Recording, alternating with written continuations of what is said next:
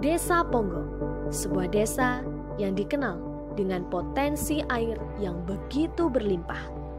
Desa ini mampu mewujudkan diri untuk menjadi sebuah desa dengan pendapatan asli daerah yang begitu besar.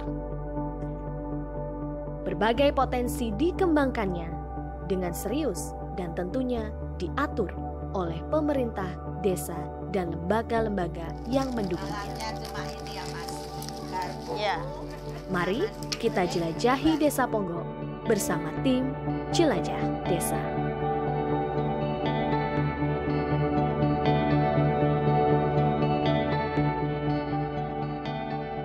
Ya, saya Junaidi Mulyono, Kepala Desa Ponggo, Kecamatan Tulanharjo, Kabupaten Klaten. Desa Ponggo ini secara geografis berada di dataran rendah antara Gunung Merapi dan Gunung Merbabu. Ponggo dulu tahun 2001 bisa dibilang daerah tertinggal atau daerah miskin.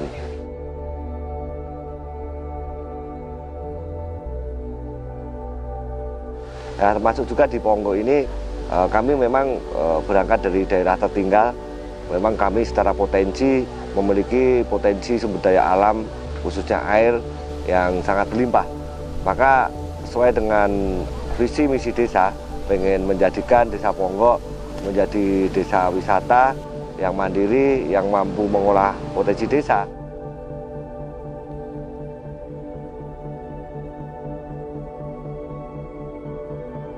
Nah, tapi saat ini Desa Ponggo semenjak adanya Undang-Undang Desa Nomor 6 tahun 2014, yang mana komitmen dari pemerintah pusat mengenai tentang nawacita Pak Jokowi, yang mana membangun dari pinggiran. Ini desa-desa di seluruh Indonesia ini berlomba-lomba menggali potensi, berlomba-lomba membangun infrastruktur, dan berlomba-lomba mengentaskan kemiskinan di tingkat desa.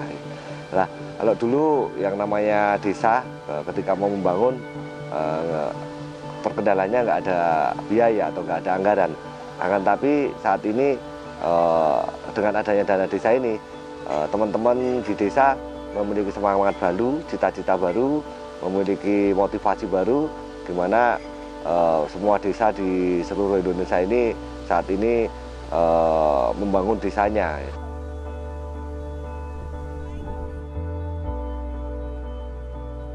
Di mana apa yang kami miliki di Desa Ponggo ini ataupun potensi sumber daya alam yang ada ini kita optimalkan menjadi objek-objek wisata, dan juga di dalam sepanjang aliran air kami gunakan menjadi resto dan juga ada kolam-kolam ikan. Memang kami berangkat mengoptimalkan potensi sumber daya alam yang ada di Ponggo ini mulai dari Umbul Ponggo. Yang mana Umbul Ponggo itu dulu adalah kolam peninggalan zaman penjajah, ya, yang mana kolam itu tidak terawat, ya, yang dipenuhi lumut. Akhirnya kami merevitalisasi Umbul Ponggo tahun 2010, ya, yang mana waktu itu kami menganggarkan hampir 100 juta untuk revitalisasi itu, untuk pembersihan, untuk penyediaan dasar dari kebutuhan dasar dari pariwisata seperti toilet, warung kuliner.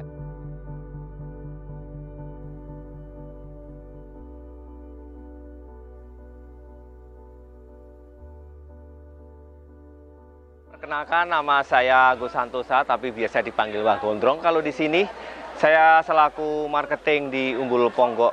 Dan Umbul Ponggo ini sudah lama berdiri, tapi mulai booming mungkin sekitar tahun 2014-2015. Ini mulai dikelola oleh BUMDes tahun 2009.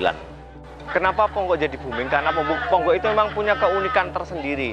Jadi orang bisa berfoto underwater, orang bisa snorkeling tidak harus di laut, tetapi di sebuah air tawar yang resikonya tidak begitu besar, tidak begitu dalam, tetapi punya tingkat kejernihan yang tinggi. Kedua juga teman-teman bisa berwisata, bisa bermain dengan ikan tanpa ada resiko arus ataupun ombak yang tinggi yang membahayakan bagi pengunjung.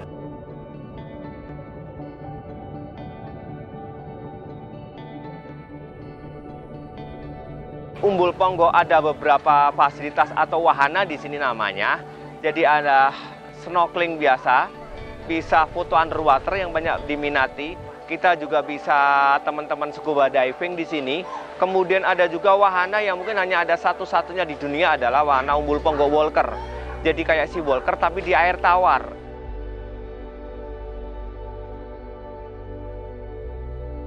Ini tidak ada di tempat yang lain, bahkan di negara yang lain. Ini sesuatu yang unik.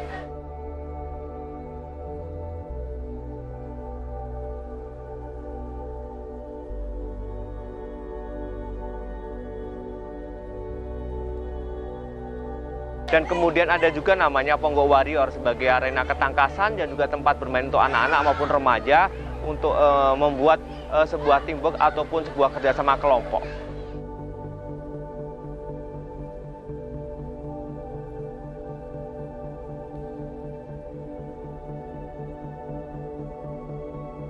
Ini yang menjadikan tahun 2013 Umbul Ponggo ini menjadi melejit ketika musim selfie dan adanya kamera underwater ya, yang mana ini percepatan yang menjadikan Ponggo tahun 2016 kemarin menjadi boom ya. Nah, inilah saat ini Ponggo menjadi tempat wisata yang mana kita mengembangkan dari potensi yang satu ke potensi yang lain ya, selalu ada perkembangan di setiap tahunnya. Kalau di Ponggo ini ada 4 mata air, dan 4 mata air ini sekarang baru kita kembangkan untuk menjadi tempat tujuan wisata ya. Yang mana saat ini Ponggo sudah mengarah ke pembangunan berkelanjutan, di mana kita menjaga lingkungan atau menjaga sungai, menjaga mata air ini untuk keberlanjutan bagi anak cucu kita. Jadi kami juga sudah mengarah ke ekowisata juga ya. Jadi yang mana percepatan ini menjadikan Ponggo saat ini menjadi tujuan wisata dan tujuan studi banding bagi teman-teman di seluruh Indonesia, mungkin juga di Eropa dan juga di Asia Tenggara ya.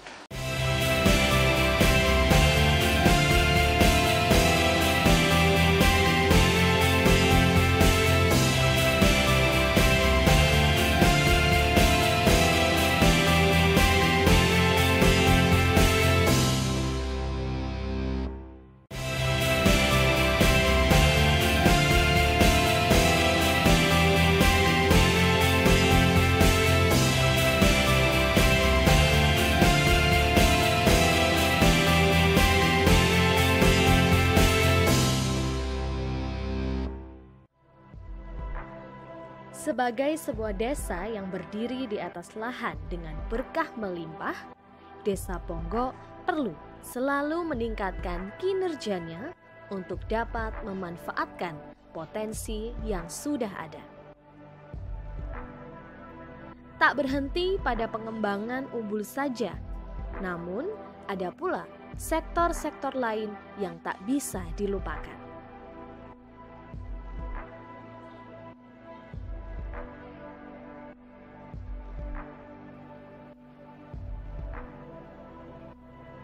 Selain ada untuk snorkeling, diving, kami juga ada banyak kolam-kolam ikan yang ada di Ponggo ini. Yang mana kolam-kolam ikan yang ada di Ponggo ini memang kami untuk mengurangi sampah plastik atau buang sampah yang ada di sungai. Seperti halnya membangun kolam pemancingan. Sarana ini dibangun dengan tekad dan tujuan yang tentunya dapat bermanfaat, baik bagi para penggemar memancing, juga dapat digunakan untuk menjaga lingkungan agar tak menjadi tempat pembuangan sampah.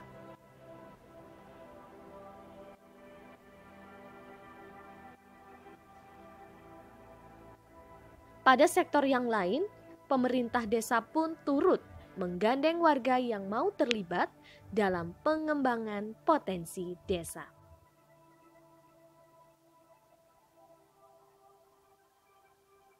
Kami di Ponggo ini juga mengembangkan di sektor pertanian, termasuk juga di gimana mempelajari perikanan dari mulai pembibitan sampai panen, dan juga sebagai wisata edukasi yang lain juga. Dalam hal ini, warga sebagai pengelola masing-masing UKM miliknya didukung penuh untuk melebarkan sepak terjang usahanya. Sebagai contoh adalah UKM budidaya bibit nila milik salah satu warga Desa Ponggok. Pemanfaatan sumber daya air yang berlimpah, juga lahan sungai yang mengalir deras, dijadikan kolam-kolam dengan bibit nila yang mampu dijual di luar.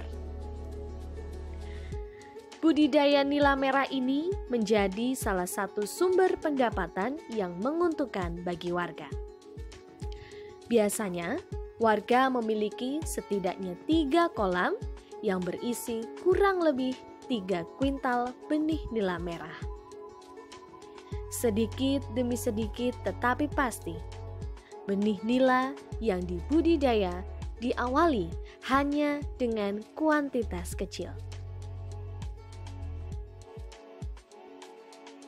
Sesuai dengan arahan Mbak Menteri Desa, yang mana desa harus memiliki one village one product, menjadi produk unggulan Ponggok, untuk mengatasi bahwa kita tidak cuma menjual ikan itu dalam wujud ikan segar, tapi juga memberi pelatihan dan memberi modal kepada UMKM untuk memunculkan brand lokal ataupun produk lokal yang ada di desa ini dengan mengolah bahan dari ikan nila bisa untuk makanan ya. Ini pengembangannya dilakukan oleh ibu-ibu PKK, yang mana wisatawan yang ada datang ke Ponggok ini nanti akan mendapatkan produk dari ibu PKK ini.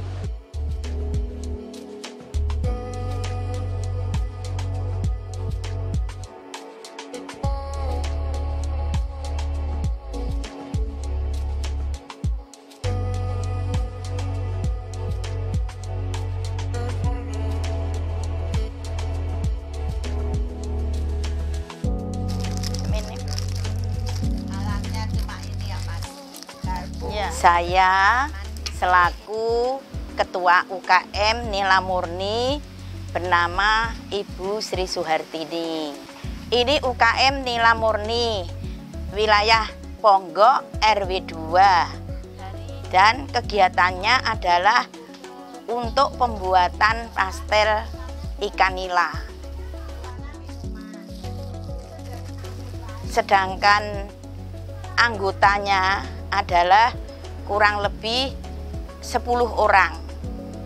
Nah, hasil daripada pastel ini tiap-tiap harinya kurang lebih adalah 24 kilo. Nah, ini. Untuk permulaan atau dalam arti proses pembuatan pastel itu berasal dari gandum, tepung terigu bersama ikan nila. Jadi daging itu bersama bumbu, terus kemudian setelah jadi adonan itu tiap-tiap adonan 1 kilo itu memperoleh pastel itu 1,5 kilo. Jadi setiap hari. Wah. Oh, tiap hari dulu. 1 kilo adonan itu mendapatkan hasil kurang lebih hanya Rp20.000.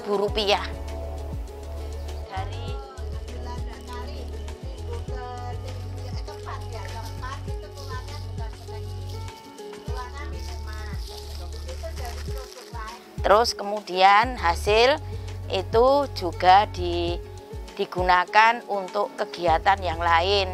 Misalnya untuk pemberian dana ketika warga-warga yang membutuhkan, dalam arti misalnya ada yang dana sosial sakit dan sebagainya. Kemudian pada waktu hari raya itu tiap-tiap anggota atau tiap-tiap warga anggota itu diberi untuk THR.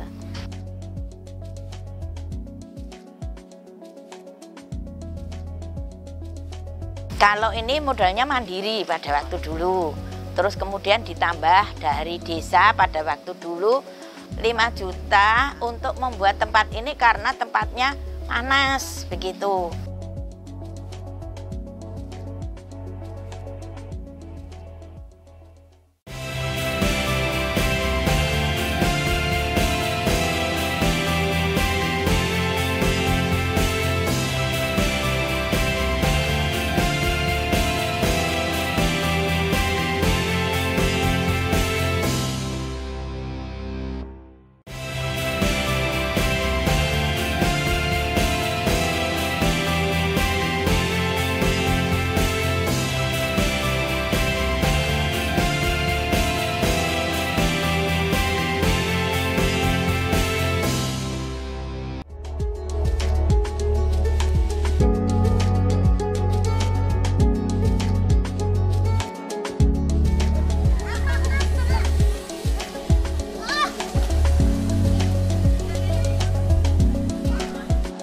Pendekatan strategi di Desa Ponggo ini di dalam membangun desa, yaitu salah satunya adalah tata ruang dan perencanaan, 2 adalah BUMDes sebagai penggerak di sektor real dan sektor keuangan, 3 SDM, dan 4 IT. Nah, saat ini kami di desa juga harus bisa mengikuti perkembangan alih teknologi ini. Ponggo ini memang besar dari media sosial, karena kami kemarin Umbul Ponggo ataupun tempat wisata kami secara marketingnya kami memang menggunakan media sosial ya. Dulu memang tidak ada orang datang ke Ponggo ya.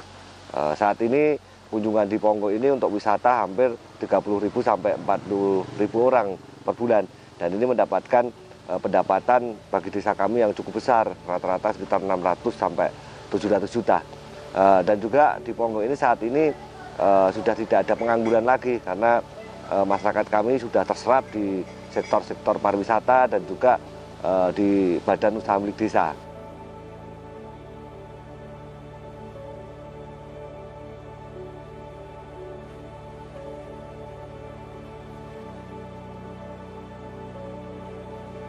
Dari pendapatan atau pengelolaan APBD Desa Ponggo, kami tahun ini di dalam pengelolaannya mencapai 5,2 miliar. Dan kami di pengelolaan badan usaha milik desa di BUMDes itu ada 9 unit usaha, dan pendapatan tahun 2018 kemarin mencapai 16,2 miliar juga ya. Jadi dari pendapatan ini kami dari BUMDes bisa merekrut tenaga kerja, bisa memberi kesejahteraan masyarakat, termasuk di PKK ya. Pendapatan PKK di Ponggo ini sudah kurang lebih 120 juta, yang mana PKK ini bisa menaungi ibu-ibu UMKM di tingkat RW untuk berkolaborasi, untuk bekerja, untuk gimana mendapatkan penghasilan bagi keluarga. Ya, jadi benefit yang kita dapat dari pengembangan yang kita lakukan ya, dari pendapatan profit yang kita peroleh, kami kembalikan masyarakat dalam wujud benefit ya. Kami ada program-program unggulan yang ada di desa, yaitu program 1 Rumah 1 Mahasiswa, ada program BPJS Warga. Jadi jaminan BPJS warga masyarakat itu dibayar oleh desa ya. Walaupun baru kelas 3 ya. Ada program rehab rumah, ada program untuk pengentaskan kemiskinan, ada 1 rumah 1 jamban, 1 rumah 1 listrik. Jadi program-program kami kembalikan ke masyarakat dalam wujud program-program yang langsung bersentuhan dengan masyarakat. Dampak yang paling signifikan adalah dengan peningkatan kesejahteraan. Kenapa? Dari dulu masyarakat yang mungkin tidak punya penghasilan bisa jadi penghasilan, karena apa? Dia bisa bekerja di Umbul Ponggo sendiri. Dia juga bisa, kalau nggak bekerja, bisa memanfaatkan tempat yang ada di sini untuk melakukan usaha ataupun berbuka usaha untuk melengkapi ataupun memberi fasilitas kepada kebutuhan pengunjung. Jadi dulu kami menyampaikan ke masyarakat bahwasanya saya ketika nanti memimpin tidak akan bisa bangun gedung yang tinggi, jalan yang mulus, talut yang panjang, tapi akan membuat sistem. Dan sistem inilah nanti yang akan membangun jembatan, bangun pariwisata, bangun pertanian, bangun perikanan, dan juga bangun infrastruktur. Jadi harapannya kalau di desa itu dari setiap kelembagaan ataupun pengelolaan dari tingkat desa itu dikelola dengan baik, berkomitmen terhadap visi misi desa, komitmen terhadap tujuan gimana nantinya seorang pemimpin itu harus mempertanggungjawabkan visi misinya. Nah itulah nanti ke depan komitmen terhadap apa yang diimpikan dan dicita-citakan ini yang otomatis nanti akan bisa mensejahterakan masyarakat di desa kita. Ya, jadi selain kita itu memanfaatkan aset dasar yang ada di desa, kita juga harus bisa merawat, ya, menjaga. Karena potensi atau kekayaan alam ataupun keragaman budaya yang ada di desa, kearifan lokal yang ada di desa, nanti supaya anak cucu kita nanti juga akan mendapatkan apa yang kita dapatkan saat ini, keberlanjutan dari lingkungan, keberlanjutan dari alam yang ada di desa, itu harus benar-benar kita jaga. Jangan sampai kita serakah di desa dengan menggali semua potensi, tapi tidak mempertimbangkan aspek lingkungan dan aspek yang nanti akan berdampak terhadap perkembangan yang kita lakukan di tingkat desa. Sebenarnya kita itu di desa atau potensi yang ada di desa itu sangat luar biasa. Kalau kita mau menyadari bahwa pentagonal aset atau aset dasar yang ada di desa seperti sumber daya alam, sumber daya manusia, sumber daya sosial, sumber daya infrastruktur, dan sumber daya finansial, kalau 5 aset dasar ini bisa dikolaborasi, ini akan menjadi kekayaan yang sangat luar biasa sekali kalau kita bisa menggali potensi yang ada di desa. Peran desa sangat luar biasa terhadap perkembangan oleh pariwisata yang ada di Umbul Ponggo. Bagaimanapun yang membidani, yang pertama kali memberi ide adalah peran perangkat desa sebagai wujud pemerintahan kecil di tingkat desa. Dan disitulah yang mulai memberi sebuah arahan, kemudian memberi pembinaan, juga peningkatan kapasitas masyarakat dan sumber daya masyarakat untuk meningkatkan bagaimana lebih ke profesional dalam mengelola tempat pariwisata atau sebuah tempat pariwisata. Ya, contohnya kalau kita air ini dulu cuma digunakan untuk mencuci dan irigasi dari zaman nenek moyang sampai tahun 2001 kemarin ya. Tapi sekarang air ini menjadi berkah ya, karena kami dari air ini bisa kita manfaatkan sebagai pariwisata, untuk digunakan untuk perikanan, untuk pertanian ya. Nah ini sangat mendorong sekali pembangunan untuk perkembangan yang ada di desa ya. Bisa mengangkat potensi ini, bisa beroptimal terhadap kesejahteraan masyarakat. Saya berharap Ponggo lebih akan maju lagi, lebih kreatif lagi dengan tempat yang seperti ini akan bisa meningkatkan kesejahteraan masyarakat, tetapi tanpa didasari oleh sebuah kreativitas anak-anak muda dan juga masyarakatnya susah sekali untuk berkembang lebih besar lagi.